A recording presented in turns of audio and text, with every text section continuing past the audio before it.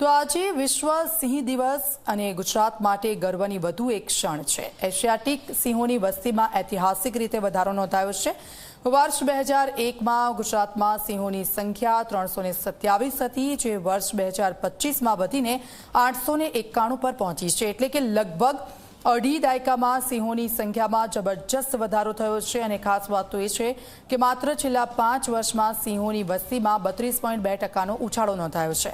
આંકડાઓ પર નજર કરીએ તો 2001માં 327, 2010માં 411, 2020માં 674 અને 2025માં 891 સિંહ નોંધાયા છે। વૈજ્ઞાનિક અભિગમ આધારિત સંરક્ષણ, વન વિભાગની અવિરત મહેનત અને સ્થાનિક ગ્રામજનોના સહકારથી આ સિદ્ધિ હાંસિલ થઈ શકી છે। ગુજરાતે ફરી સાબિત કર્યું છે કે પ્રકૃતિ અને પ્રગતિ સાથે ચાલી શકે છે।